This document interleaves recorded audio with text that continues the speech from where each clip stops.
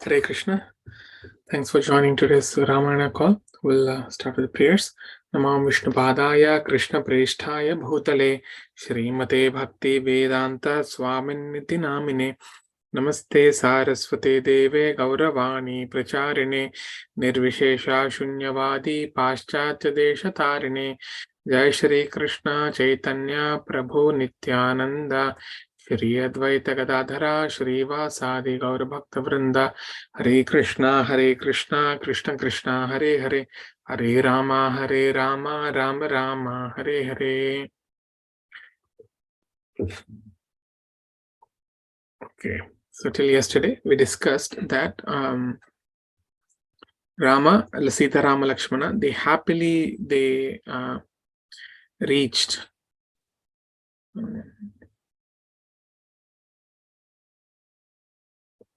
so we discussed the Sita Rama Lakshmana after serving great sages like Bharatvaja Muni, Valmiki Muni, and getting their instructions, they safely reached Chitrakuta mountain. And Lakshmana, he builds a beautiful hermitage, and Rama, he performs the Graha Pravesha ceremony, and they all enter the hermitage. So now today we'll discuss a parallel story about what happened to Sumantra and the people in Ayodhya. So we'll go back to the point where Sita Rama Lakshmana, they took leave of Guha and Sumantra, and then they cross the Ganga river. Kathayitva sudukhaha artaha sumantrena chiram saha rame dakshina kulasthe jagama swagraham guhaha. So while Rama, he landed on the Dakshina kulasthe, that means the southern banks of Ganga. Now Guha, he spoke for a very long time with Sumantra, and that too with very much distress. And then after speaking for a long time, they went back to their homes. All the other citizens of Sringapayarpura, they went back to their homes. And meanwhile, Guha, he also gathered information on what is happening to Sita Rama Lakshmana. So he got to know that Sita Rama Lakshmana, they went to Bharadvaja Muni's ashram. They stayed with him in Prayaga for a night, and then they departed for Chitrakuta mountain. And then before reaching the Chitrakuta mountain, they also visited Valmiki Maharshi's ashram, and then they went. So it is just like this. Whenever a celebrity, when he visits our city or our area, the people are very anxious to know, after visiting that place, where will he go next? So now, who are the celebrities of those yugas? The great sages, the great kings, pious kings, or primarily it is the Supreme Personality of Godhead and his devotees. So Sumantra, from the banks of Ganga itself, he started his journey back to Ayodhya. And that too, he was not normal, he was very angry. So Sumantra, he crossed various forests, rivers, lakes, villages, and towns. And then he reached Ayodhya in the evening on the third day. Okay, so that means it's almost a week since Sita Rama Lakshmana, almost 6 days since they have left. So he returns from Sringapayarpura, and he takes 3 days, and he returns to Ayodhya. Now, as Sumantra was approaching Ayodhya, he was feeling very much distressed in mind. It is why? Because this, whenever there is a war, a lot of soldiers, they die. So the army people, they bring the belongings of the dead soldier. If the body is available, yes. Otherwise, only his items will be brought back to his house, and with the flag of the country. And at that time, the person who is coming to the house of the soldier to deliver that news and give the items, he will feel a lot of anxiety, some kind of anxiety, how they're going to react. So like that, Sumantra is feeling this anxiety. People were actually hoping maybe Sumantra may bring Rama back. But now they all saw that he came alone without Sita, Rama, Lakshmana. So he slowly entered the city, and as he was entering the city, hundreds and thousands of people, they were running towards him, asking him, where is Rama? And then he's told, bidding farewell to Rama at the shore of Ganga in Shringaperapura, I returned here as ordered by Lord Ramachandra. So the moment people heard this, that Sita, Rama, Lakshmana have crossed the river, and when they went deep into the forest, all the faces, they were filled with tears, and they were all sighing, and they were crying out loud for Rama. Then Sumantra proceeded towards the palace, and on the way he is hearing this lamentation from all the people that we lost Rama, we lost Sita Devi. He heard the lamentation of women coming from inside of their houses. So he is going in the street, in the main road. Imagine how loud the women must be lamenting, that he is hearing their voices outside.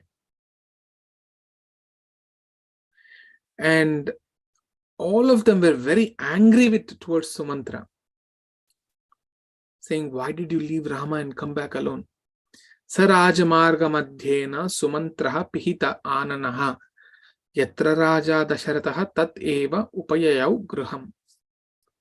So going through the middle of the royal highway, Sumantra had to, as he was going, he had to cover his face, and he reached the house of Dasharatha.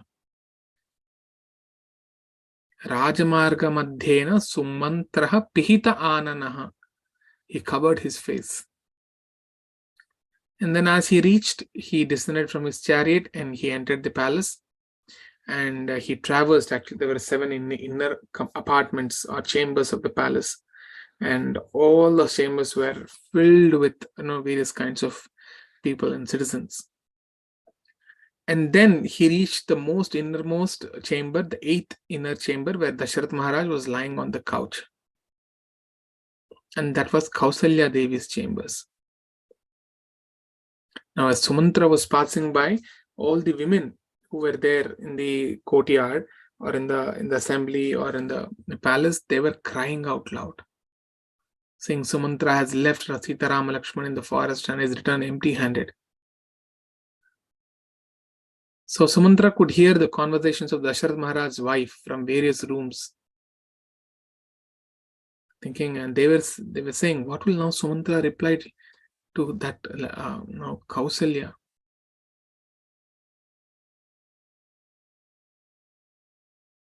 You see, in spite of her son having left Ayodhya, Kausalya is still living.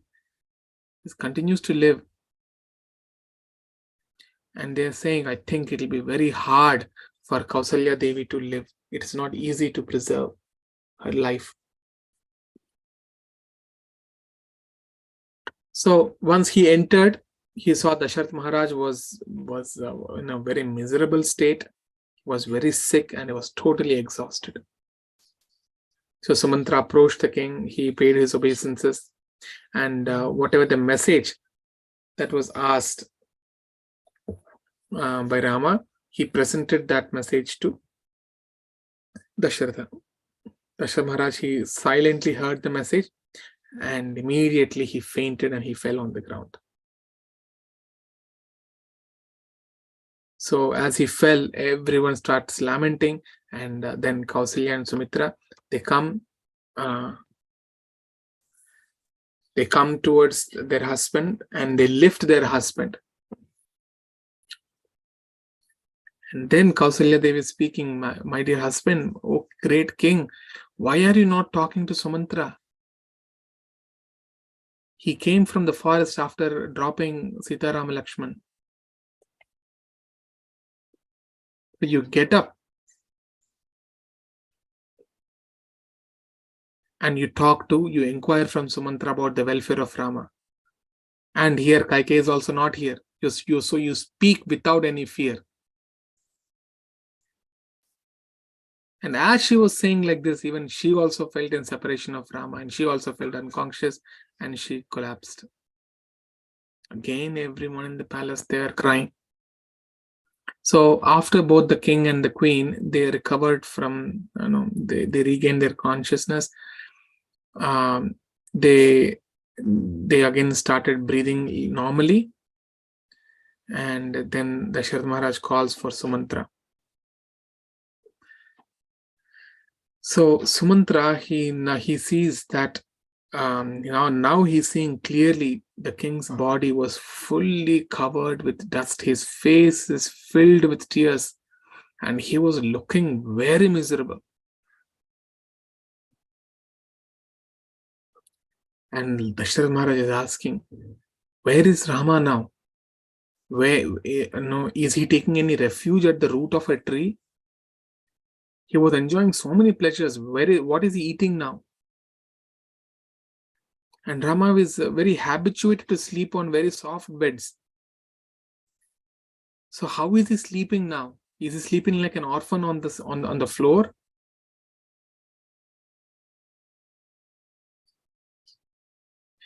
And the soldiers, who go by foot, and the elephants, chariots, they all used to follow Rama whenever he was marching ahead. How can such a person can ever take shelter of a forest which is devoid of all people? Because if the prince is so much attached about the fan following, so he would eventually expect that wherever he goes, there should be a fan following for him, or he should have a big convoy of security guards. But Dasharatha Maharaj is asking, how is that he's able to live now in the forest?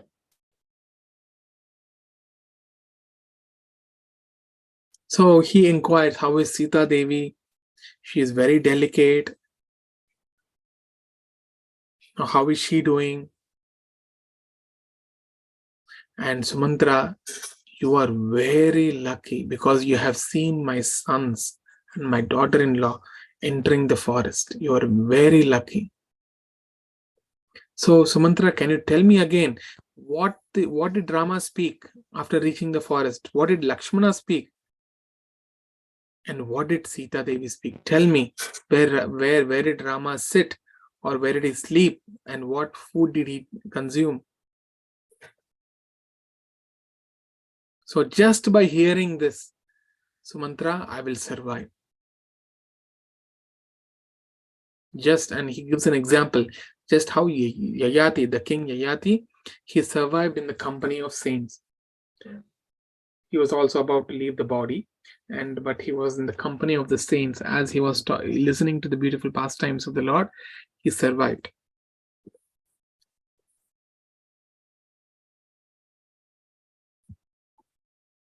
So then Sumantra, he tells to Dasharatha Maharaj all that Rama has asked him to tell, that neither I nor Lakshmana nor Sita, none of us, we grieve for having moved out of Ayodhya, and we will happily complete the 14 years, and you will once more see us when we return from the forest. So, Bhruyaha chahi maharajam bharatam kshipram anaya agataha cha abhibarataha sthapyo nripam atepada. And then he inquired, he told all those things, that he then ordered me to go and get Bharata Maharaj immediately and install him on the throne. So all those things Sumantra explained.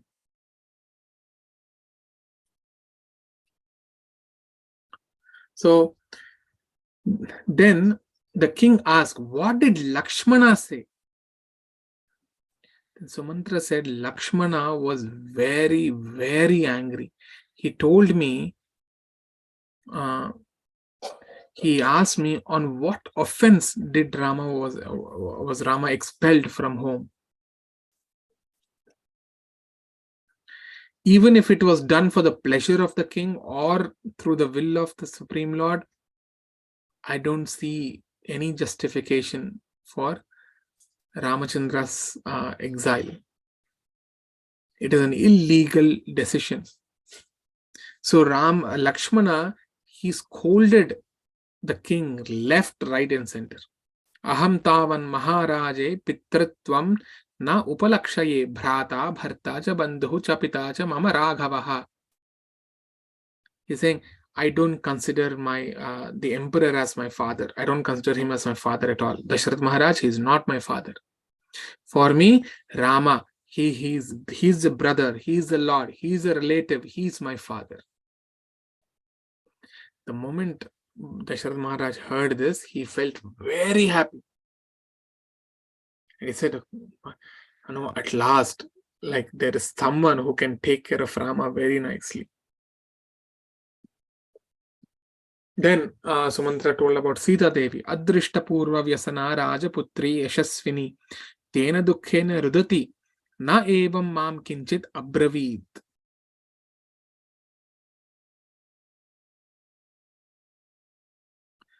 So Sumantra is saying, Sita, she never saw such misfortune earlier. Such an unfortunate situation she had never seen. So she could not even speak to me about anything. And she was weeping and was with a lot of uneasiness. So Sita, Rama, Lakshmana, they were all weeping like this when they left the Shringaberapura through the boat. And my dear king, after they departed, I did not immediately return to Ayodhya. I stayed back for 3 days with Guha, thinking that maybe Rama will call me again. Vishayete Maharaja mam vyasana karshitaha abhivrikshaha parimlannaha sapushpa ankura korakaha. Said, my dear king, even trees in your kingdom have become dry without giving flowers or sprouts and buds because of Lord Rama's separation. Have you seen the rivers and pools and lakes? They're boiling with hot water. The groves and gardens all are dried up. Living beings are not moving. Wild animals, they are not roaming around. And that forest, it became silent because of the grief towards Rama.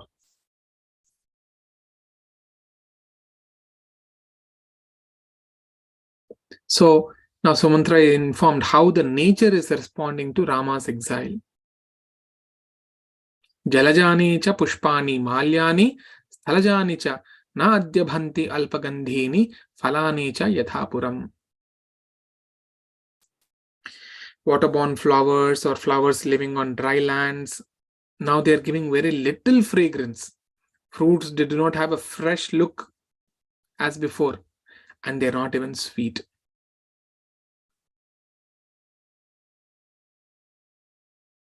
And he said, the entire city of Ayodhya is joyless. They are lamenting. Elephants, horses, they all look miserable.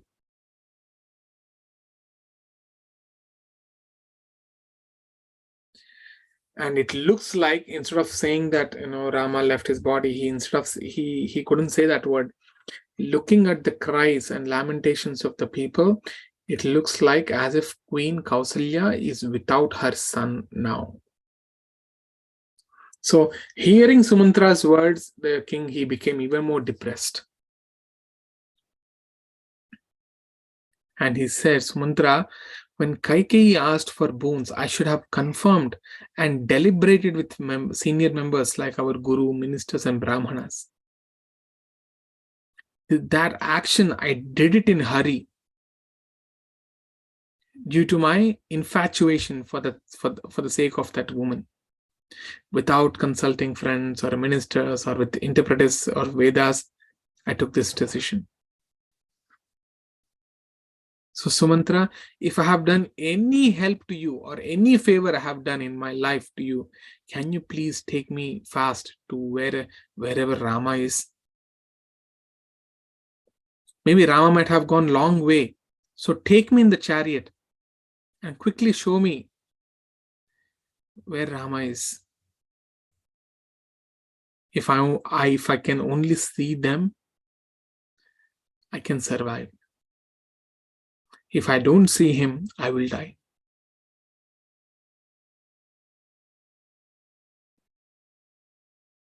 So after that, Kausalya Devi also asked Sumantra to please take her back to the forest. But Sumantra was trying to console everybody, Kausalya and Sumitra, then Dasharath Maharaj. And he said, don't worry, Rama, he can reside in the forest very happily. Lakshmana, he is very faithfully serving the lotus feet of Lord Rama in the forest. Actually, he is creating another world for them. So Sita Mai is very happy with her husband in the forest.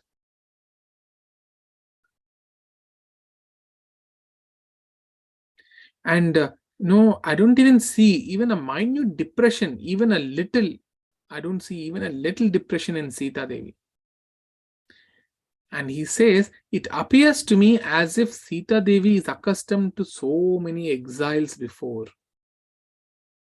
She's taking delight in the forests in the same way as she was enjoying in the royal gardens.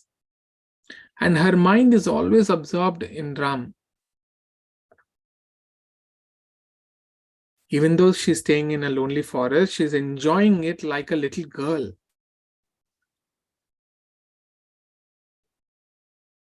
So, her heart is directed towards Ram.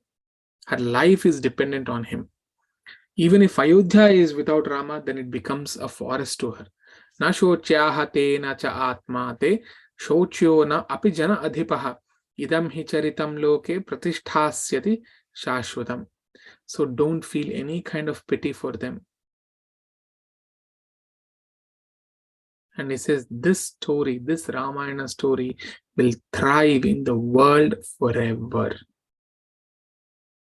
Na api jana adhipaha, idam hi charitam loke pratishthasyati shashwatam. Shashwatam, forever this story will be, or this pastimes of the Lord Rama will be sung.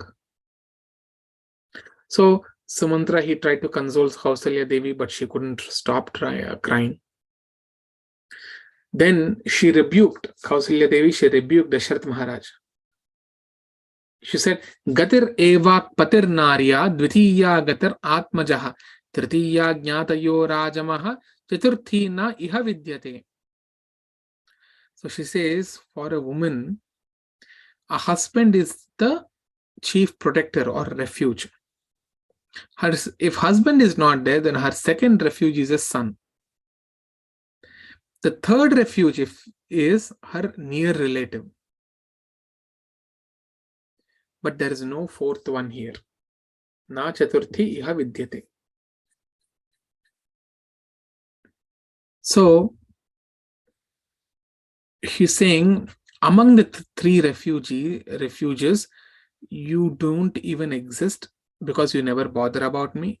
And now you banished my son, who was my second refuge. And now to tell that I have any close relative, there is no one nearby. So you ruined me in all the ways.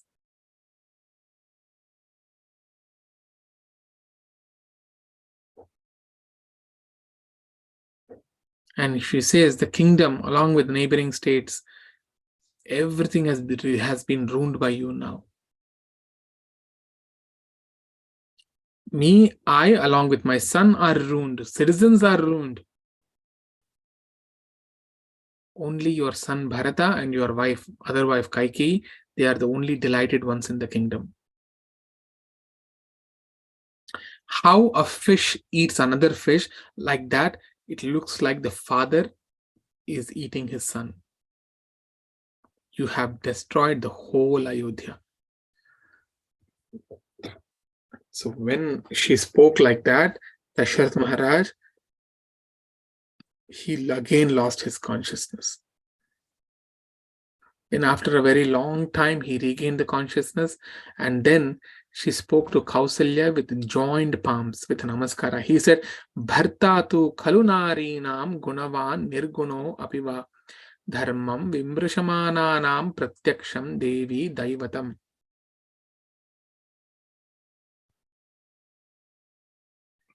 So she says, for a queen, for a woman, whether a husband is right, virtuous or worthless, it doesn't matter. She must do her duty of being very chaste. So please don't rebuke me like that. Please show some mercy on me. Yes, I may be very worthless and miserable, but I am also in very much grief and depressed.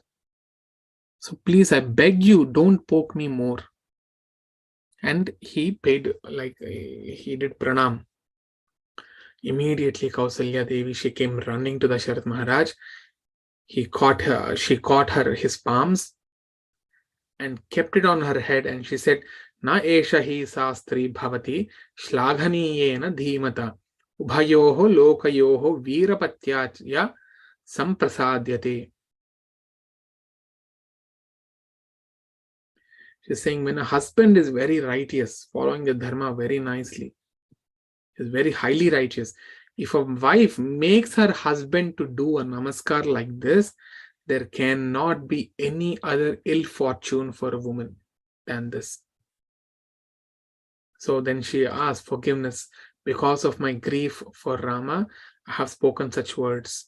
So please forgive me, my dear Maharaj. So she begs forgiveness. Then Kausalya Devi, she lifts Dasharath Maharaj and makes him rest on the bed. So by this time, it became the night. And it's the 6th night from the day when Rama left. Okay.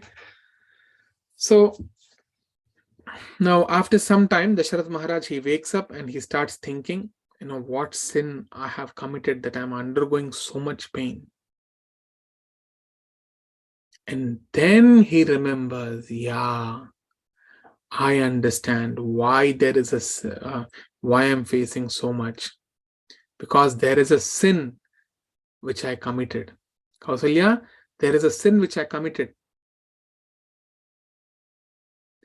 At that time, I was a very famous young man, and I can shoot the object with an arrow based on the sound.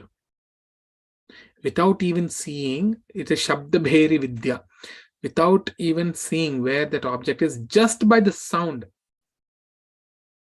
I can hit the bullseye.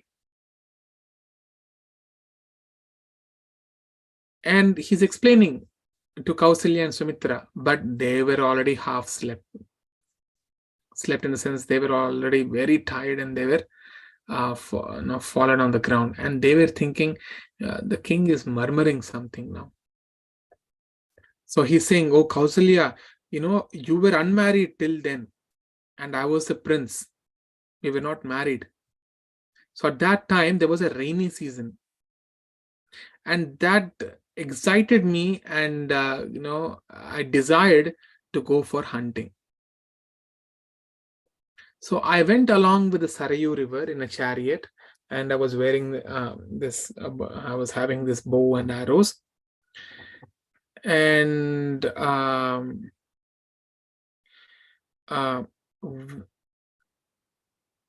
went to the banks of the river, and without my senses under control, and with an intent to kill either a wild buffalo or an elephant or any other wild animal coming in that night. And why would they come there at night? Because they would come there to drink some water. So I was very vigilant, and I was ready to release the arrow with my bow from a very solitary place.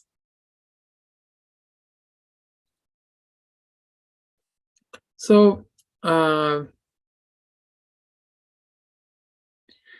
like that, I was trying to hear the sound and I was releasing the arrows.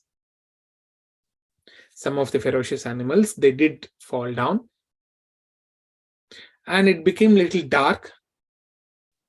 And out of my, like, it was out of my eyesight, my vision, I heard that there was a sound of a mud pot being filled up. That sound, it appeared like as if a bear or an elephant is drinking water. So with an intent to hit that animal, I drew out a shining arrow and I targeted towards that, towards the direction of that sound, and I released it. Immediately, I heard the sound of a man shouting with pain. I ran towards that sound. By then, it became very dark. It was midnight.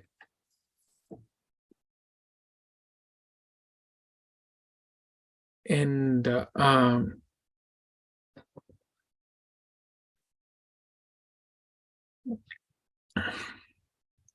I saw that there was a Muniputra,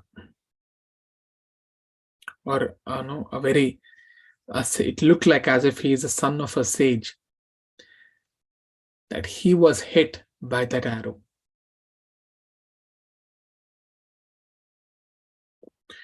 And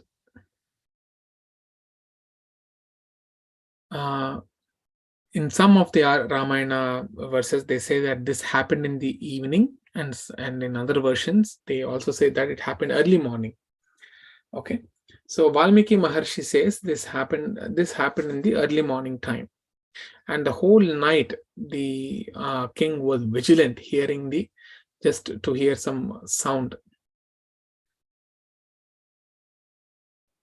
So immediately that Muniputra, he said, you don't worry, we will not get the sin of killing a Brahmana, because my father is a Vaishya and my mother is a Shudra. But they both are blind. They are very thirsty. The whole night we have been traveling. I couldn't find any source of water. So I kept them in one place and I'm searching out for the water. I came here. So they are blind. And how was I carrying them? I was carrying them on my shoulders. Like there was a, like a long wood, and on either side of the wood, he hung few baskets, and in that basket, in the front basket, his father was there, and in the back basket, his mother was there, and they both were blind, and he was serving them very faithfully. So he said, both my parents are blind and they are very thirsty. Can you go back and give this water, for this pot of water to them? This will quench their thirst. And as he was saying, he left his, he vomited blood out of his mouth, and he left his body.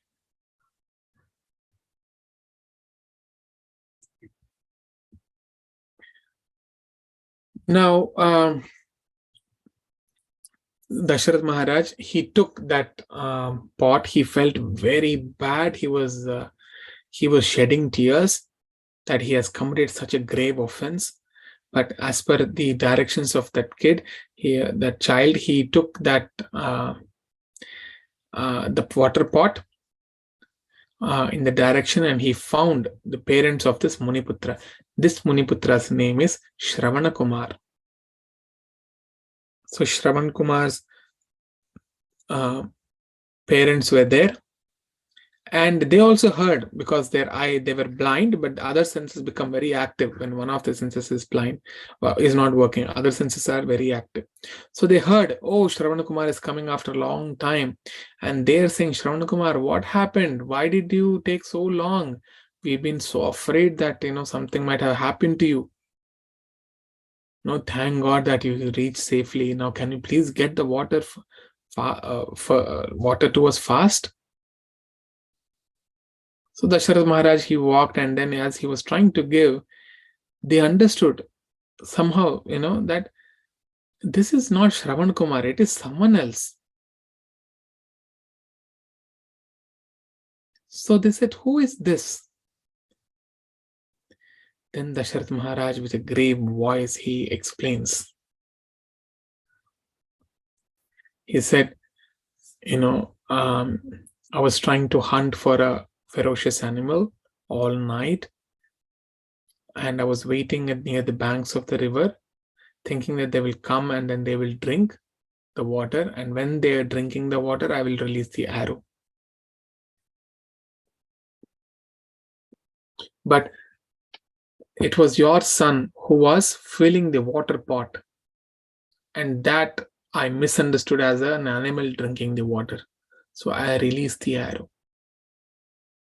Immediately he shouted. So I went back to him and he gave this direction to give you this water. After that, he left his body. Now, those two parents, they couldn't control their tears. They were crying out loudly, very loudly. And they were saying, he was our only son. He's so obedient to us that despite our physical disabilities, he's serving us very faithfully. He's doing all kinds of services for us in this youth age, in this youth. So how can you even without checking, you have released the arrows? You have fallen down from the level of a Kshatriya. You fail to do your duties. See, as per the Kshatriya rule, if someone has done a mistake, the Kshatriya should punish him. At the same time, a Kshatriya cannot punish an innocent man. If he does, then he has fallen down from his position.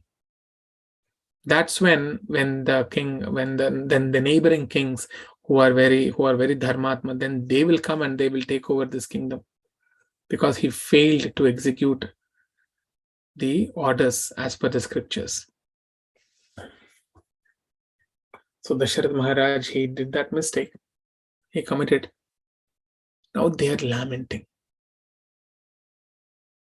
And they ask, can you take us to the body of our son? We want to touch him, although we cannot see him, but we want to feel him one last time. So then Dasharatha Maharaj, he carries them towards where Shravan Kumar was lying dead, and they took out the bow. Actually, Shravan Kumar, he requests the king, Maharaj, now since you have shot the bow, can you take this bow out of my heart immediately? Because it is paining me. There's no doubt that I will live. I will die. But I cannot withstand this pain. Can you remove the bow and the arrow from my heart immediately? So Dasharma removed it before coming to their parents. So now they came there, and Shravan Kumar was dead, and they held his body, and the mother and the father, they are weeping. Then the father advises, can you make a sacrificial, or the fire, like the pyre, the log of wood, so that his body can be burnt. So that was arranged by Dasharatha Maharaj.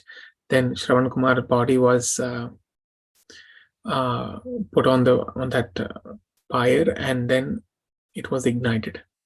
And as it was getting ignited, both the mother and father, They couldn't control and they jumped into that. As the father was passing away, he cursed Dasharath Maharaj that as we are leaving our body just from the separation of our son, similarly, you will also leave your body from the separation of your son. So he felt very bad for it. In one way, he thought, okay, oh, all right, it is so good that I have a son. I will have son. But now, how Dasharath Maharaj is feeling, that it is better if I did not have a son. It is paining so much.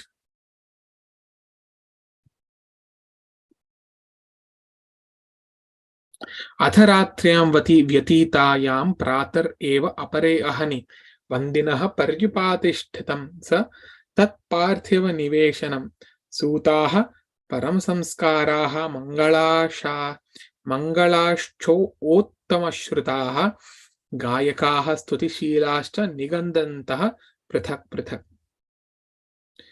So as Dasharatha Maharaj was telling all these things, what happened in the past, Kausalya, now I remember why I'm going through this much of pain. It is a curse from that sage. And as he was saying, he was thinking of Rama. Kausalya, look like I'm going to leave my body.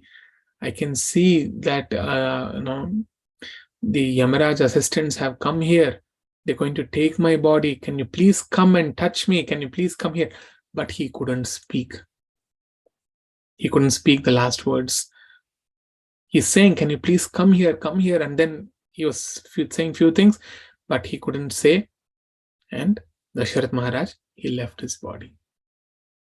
And the queens were just lying aside. They were thinking that the king was murmuring something.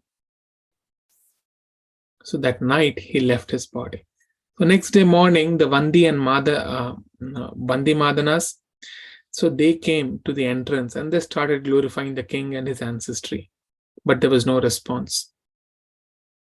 So the women who were allowed to go near to the bed of Dasharatha, they went into close proximity of Dasharatha Maharaj and they tried to wake him up. And he was not waking up.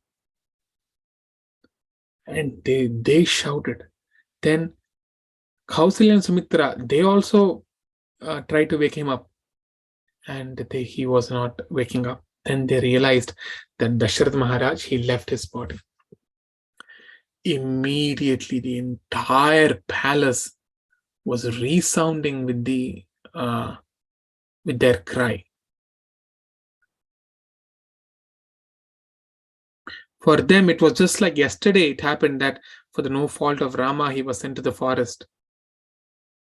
Now, for Kausalya, neither his son is with her, and now she lost her husband also.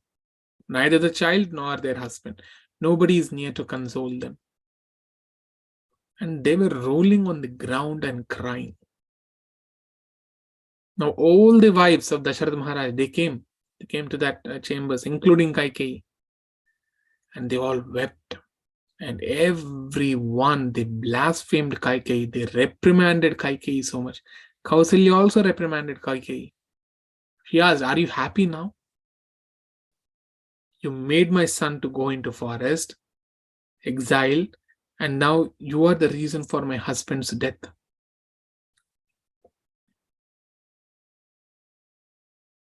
Now you made neither husband to be with me nor my son to be with me. Are you happy?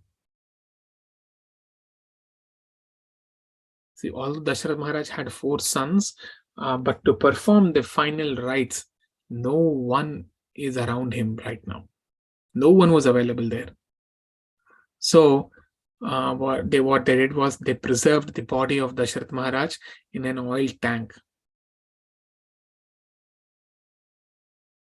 And meanwhile, all the men and women in the city, they converged in groups and they were abusing Bharata's mother.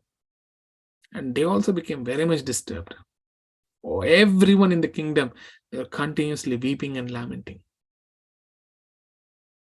So after sunrise, this was in the morning before sunrise, right? Now after sunrise, all the Brahmanas, the sages, they gathered at the assembly. Markandeyo athama Maudgalyo Vamadevah Chakashyapaha Katyayanau Gautamaha Cha Jabali Cha Mahayashaha Ete Dvijaha Saha Amatyaihi Prathak Vacham Udirayan Vasishtameva Abhimukhaha Sreshtaha Rajapurohitam. All the sages' names are mentioned: Markandeya, Maudgalya, Vamadeva, Kashyapa, Katyayana, Gautama, all the very famous Jabali. All these Brahmanas, they got together, they gathered with the ministers, and all of them, they turned towards Vasishtha Muni, the priest. And they said, Markandeya Muni said that now that emperor has left his body and has gone to heaven, and Rama, he has taken refuge in the forest. Brilliant Lakshmana, he followed him. And now Bharata and Shatrugna, they are in the maternal uncle in the city of Rajagriha, which is in the kingdom of Kekeya. So right now there is no king. So this is a rulerless territory. Anyone can attack us. We could be very easily defeated. Even one night without a king will be like going through 100 years. That much of problems they have to undergo. So in a rulerless land, there will be no wealth, there will be no security, there will be no faithful wife, there will be dangers everywhere. There will be no truth. See, Markandeya Muni is saying, when the kingdom is without any ruler, he's saying even wife will not listen to husband. The Yuga Dharma, that is to perform sacrifices, it will stop. The charity that has to be given to Brahmanas will stop. So, my dear Vasishtha Muni, we have to immediately crown someone as the king. Vasishtha Muni said that Bharata, because he was given this kingdom by Dasharatha. Now Bharata is staying in maternal uncle's home along with Shatrughna. So what he ordered fast running or traveling messengers. Like the messengers, they took fast running horses, and he ordered, you bring back the brothers immediately. And Vasishtha Muni orders them, don't reveal the truth to anyone. Do not tell that Rama has gone to exile or that his father has left his body or anything about this calamity. Go back quickly. You take some silk clothes and nice excellent ornaments to the king and to Bharata, so that for them it will look like very normal thing. Oh, he has all come with gifts and all that, not to tell a sad news. So those messengers took all those gifts, and it was a very long route, and they rode on the most fast running horses. They reached quickly and safely to the city of Girivrajam or Rajagriha. Now, as they reached, actually Bharata was with his friends. He was he was playing with his friends. So he experienced some bad dreams on that very night. On that night when the messengers entered the city.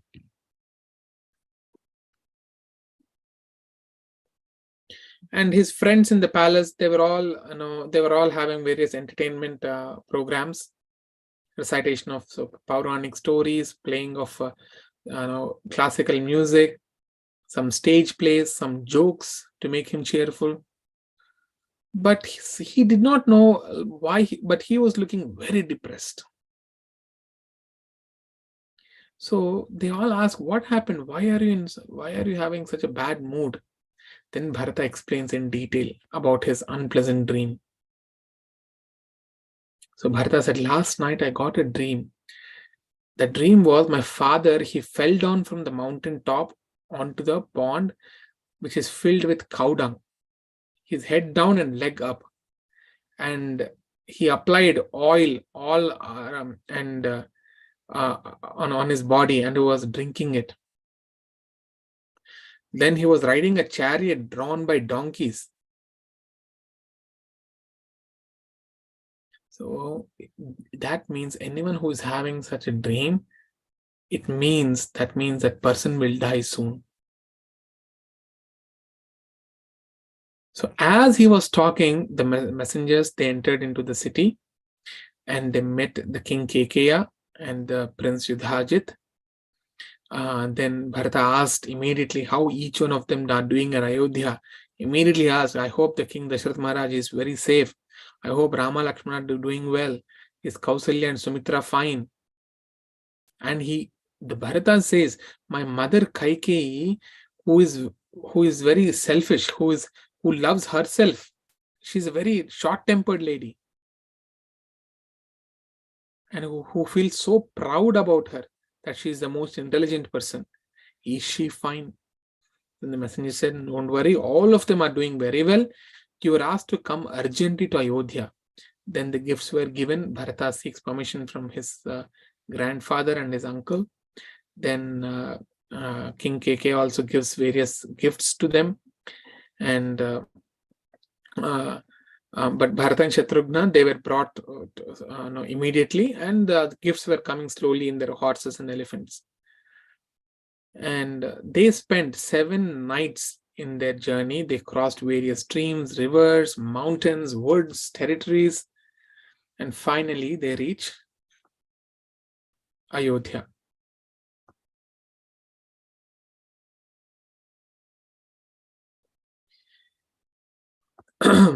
When they reach Ayodhya, right, he saw that the entire city of Ayodhya is in a very dull mood. Then he discusses the situation with the charioteer. And then he understands, but people are not talking to him properly. They're all very angry at him. Then he slowly enters his father's house. Everyone were dull. There was no maintenance done properly. He could see everything was dusty. People are very upset, depressed. Nobody is found in parks. Everywhere he could see bad omens. No worship is going on in the temples. The traders lost their interest in trading. And the population of both men and women in the city, they look very morose. They're very anguished, weak, messy, and they were all lamenting. So he tried to go into they all, both Bharata and Shatrughna, immediately they went to the Dashrath Maharaj quarters. They couldn't find him. Then they went to Kaikeyi. So Kaikeyi, she saw them and she got up immediately from her bed in joy.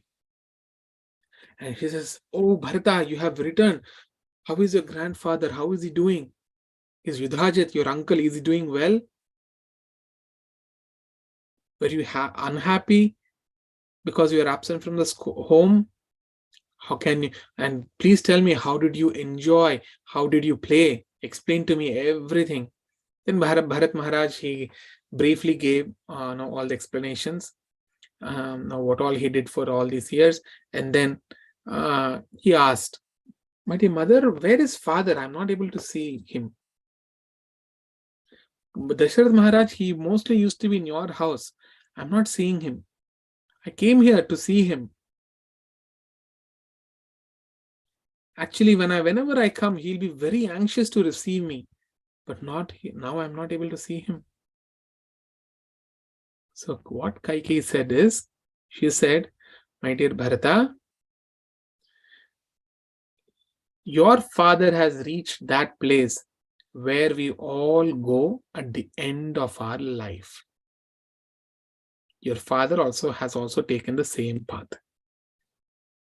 Bharat Maharaj, Shatrughna, both of them were shocked. They started lamenting, rolling on the floor. They couldn't control themselves.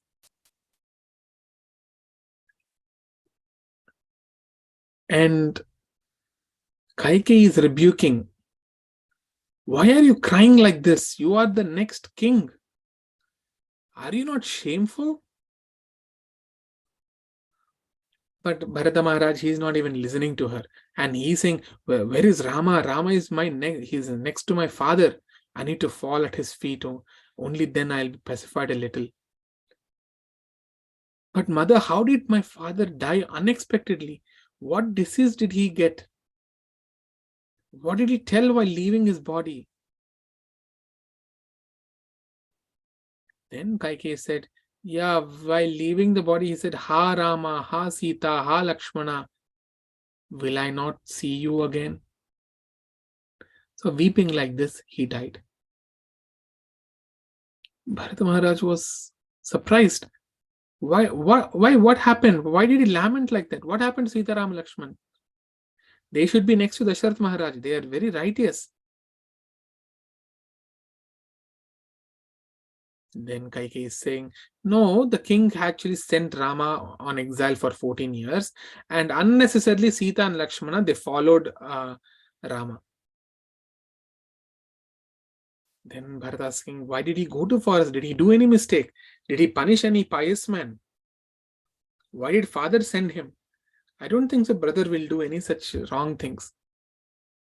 Then she says, no, they didn't do anything. Actually, I asked for few boons for you. That you should be coronated as a king and Rama should be sent on exile. So bound by this word and weeping for his son, Dasharath Maharaj left his body. Now, Bharata, don't worry. Now, because of this, there is no enemy for you. So you rule the kingdom without any hindrance.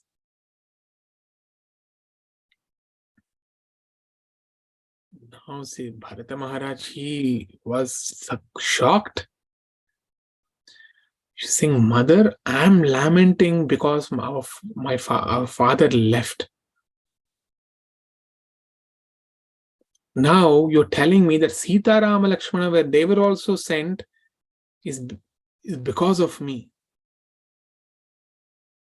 So it is like hurting the wound again and again. You have killed the father. Sita, Rama, Lakshmana going to the forest, you are the reason. I hate you. You made Kausalya and Sumitra to cry. She treated you all as a very dear sister. I want to immediately renounce you.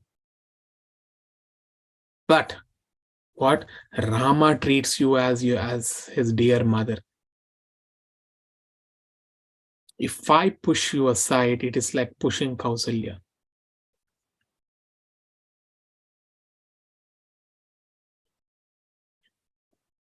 Kausalya, he got this son after extreme penance. He was born. How did you ever send him? I think there is only one atonement. I will go to forest for 14 years instead of my brother.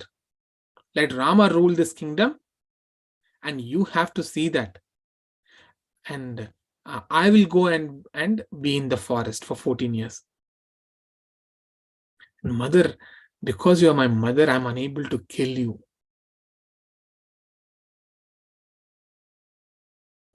You go and jump into the fire, or you go to a forest, or you hang yourself or die. You don't live. You don't have any eligibility to live anymore. And Bharata was saying, okay, now let me go and see how Kausalya and Sumitra, they must be feeling bad. I must go and see them. So now Bharata Maharaj along with Shatrughna, they were going from Kaikeyi's Mandira, Kaikeyi's chambers to Kausalya Devi's chamber. So Kausalya and Sumitra, they heard Bharata's voice as they were coming. So then Kausalya said, oh, he got the kingdom now. Bharata got the kingdom. Bharata and Kaikeyi must be very happy now. Let's go and meet him. So they were trying to get up. Meanwhile, Bharata and Shatrugna, they them both came, and uh, uh, the Valmiki Maharshi explains that Kausalya and Sumitra have become like a banana tree in a windstorm. Because banana tree is very easily, it can be uprooted. Very easily. Small, like little forcible wind, the tree, entire plantation, banana plantation will be uprooted. And it will be thrown everywhere. Like that, Kausalya and Sumitra were looking. And Bharata, he came and he fell at her feet. And Kausalya Devi is saying, Bharata, your mother got you the kingdom. Sita, Rama, Lakshmana are also not here. Are you happy? Now there should be no hindrance. So you nicely get coronated as the king and you happily rule this kingdom. Bharata could not hear these words. He cried like a child and he rolled on the ground. And he caught the feet of Kausalya Devi and he said, he didn't even get up. He caught and he's saying, my dear mother, if I know that Sita, Rama, Lakshmana went to forest because I am the most, went to the forest, then because of me, I'm the most sinful in the entire creation.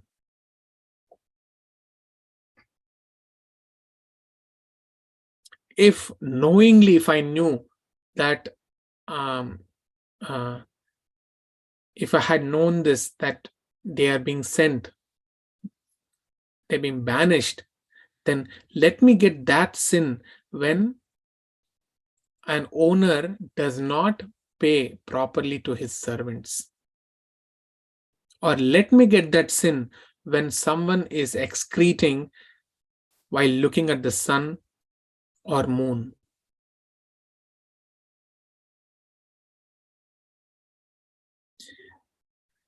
Let me get all those sins when one does not follow the fasting regulations. Suppose if there is a guru, spiritual master, who taught everything, but the disciple, he did not follow, and he in turn, he blasphemed that guru. Whatever the sin that disciple gets, let me get that sin. If I had actually known that Sita, Rama, Lakshmana are leaving, if I actually known this, that I am if I'm really the cause of it.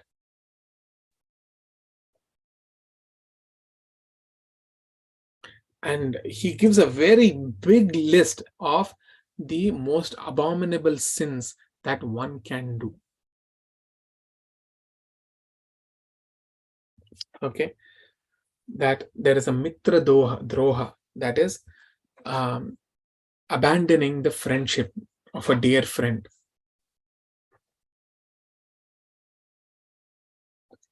Not showing the gratitude.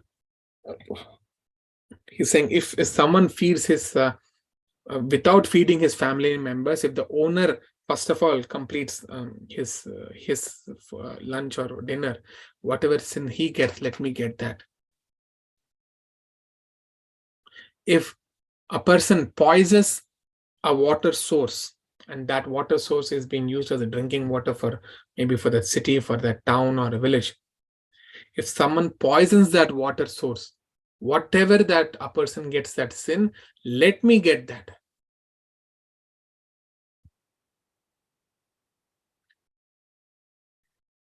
So if when a cow gives birth to a calf and you don't allow the calf to even to drink the milk and you take the milk out, whatever the sin that person gets, let me get that sin.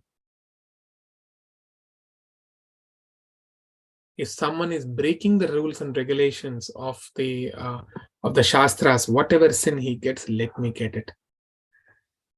So he cried and cried and finally he became unconscious. Then after regaining, then Kausalya took him into her arms, and then she tried to pacify him. The next day morning, the final rites were done. They lit the fire. They did some donations. Without even considering that as a crematorium or burial ground, that both Bharata and Shatrughna, they lamented, they're rolling on the sand there. And Vasishtha Muni, he brought them back, he tried to console them. And now Bharata and Shatrughna, they were in the palace, they were talking to each other, and they were feeling bad. What had caused this? How a woman can ask such a boon? Actually, people are very much stronger than Kaikeyi, but our father was bound by her boons. Why? And they're doubting, why did Lakshmana not subdue his father? As they were discussing like this, the royal guards, they came running, and they said, my dear Maharaj, the woman who is responsible for all this calamity is Manthara, because she poisoned the mind of Kaikeyi. She instigated your mom. And she is walking on the east side with hunchback, decorated with gold and ornaments. So immediately Shatrughna, he ran there, he dragged Manthara, and he brought her in front of Bharata. Manthara was screaming for Kaikeyi. And Shatrughna said, let's kill her immediately. Kaikeyi, she came running, she requested, no, you leave her, please, don't kill her. Then Bharat Maharaj says that Shatrughna, in the entire creation, we don't have rights to kill a woman. You are thinking to kill Manthara. I thought of killing my mother Kaikeyi. But what will happen if we do that? Will Rama like it? No. He will not like it. He will leave. He will not talk to us. She is the reason for their exile. And neither Rama nor Lakshmana punished her. But we are trying to do that, which they are not unable to do. They didn't do it. So we also cannot do it. So he ordered, immediately he orders, let the whole army, along with the citizens of Ayodhya, let all of us go to the forest and bring them back.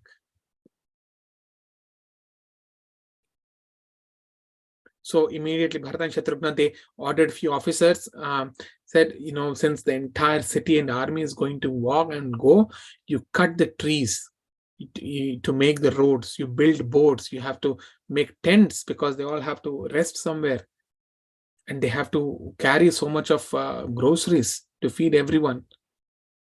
So he ordered immediately that entire Ayodhya should be empty.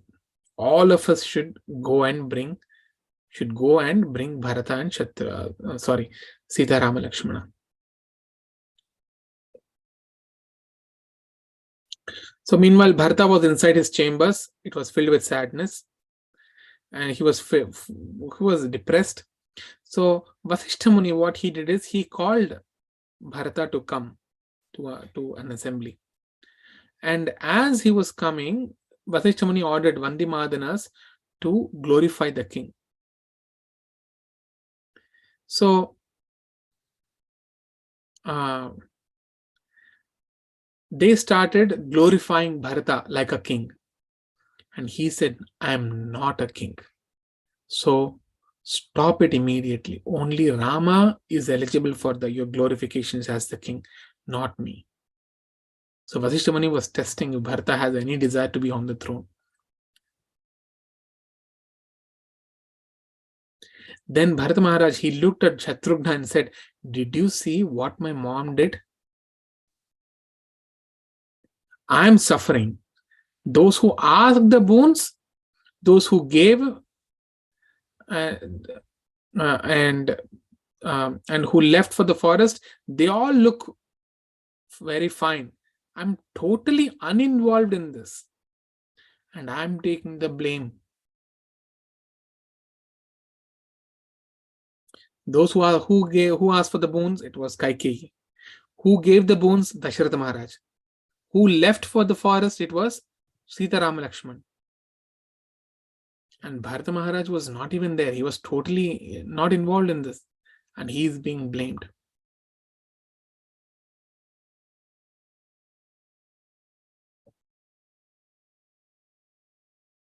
So by that time, Yudhajit, he came running to Ayodhya, because Yudhajit is a maternal Kaikeyi's brother.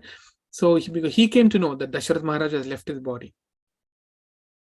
So Vasishtha Muni, he said to bring, you bring Bharata along with Yudhajit, because Yudhajit may change his mind if he has a different goal. So Vasishtha Muni said to Bharata, you have to be crowned, because the elder son is not here. King Dasharath Maharaj has gone. With folded hands, we're all asking you, please take this kingdom.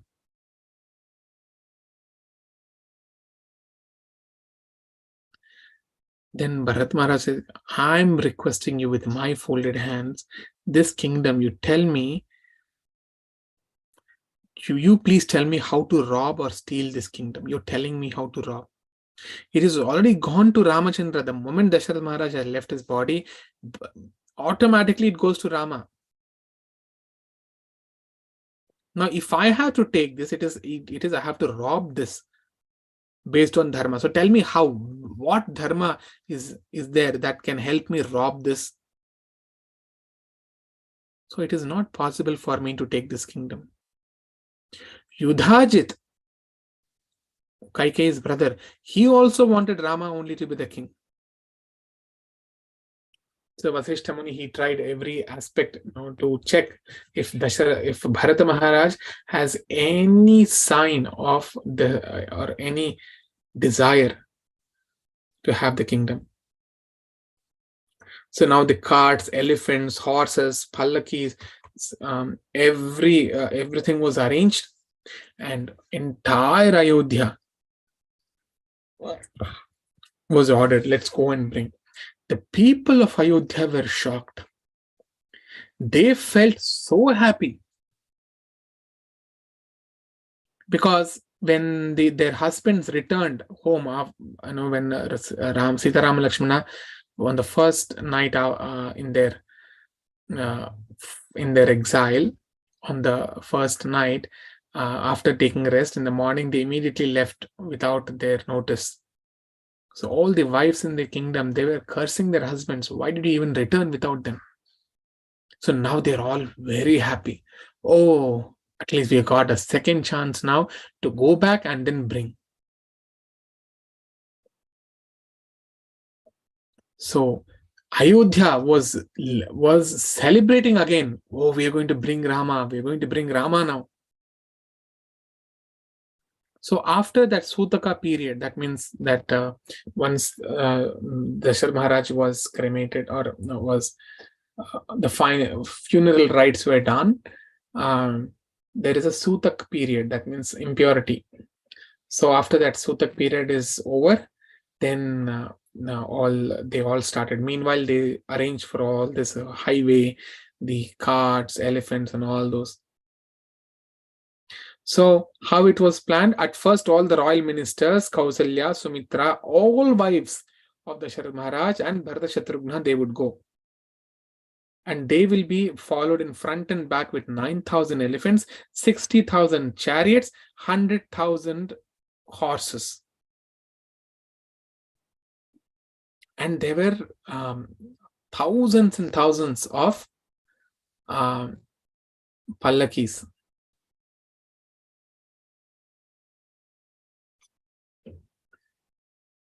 So the whole sky was filled with dust.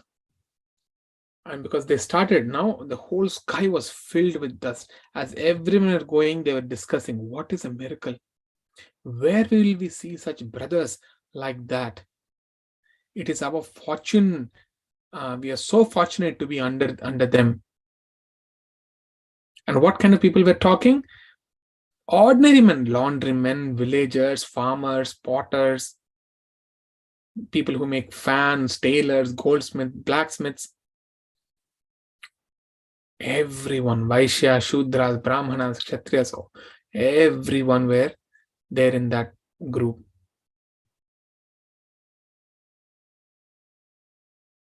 And as they were going little forward in, immediately Kausalya Devi calls Bharata.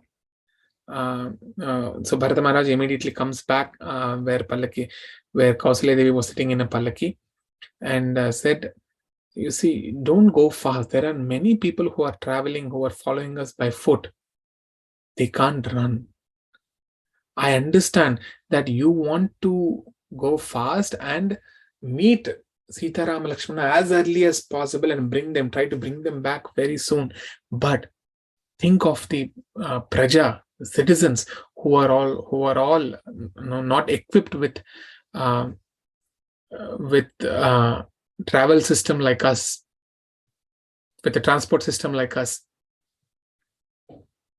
So they're coming on foot. So you go slowly. So immediately then Bharata Maharaj, he also got down and he's also started walking. And like this, they crossed the Sarayu River. They reached the banks of Ganga, and then they offered oblations to their father at the Ganga River. Okay. At this point, I'll stop, and tomorrow we'll continue from this point where Guha, he comes to know about this and how he responds. Okay. So by tomorrow, I'll try to complete this Ayodhya Kanda. Ayodhya Kanda is one of the biggest Kanda of Ramayana. Yuddha Kanda and Ayodhya Kanda, they are the biggest. So this took a lot of time to complete as well. Okay. All right.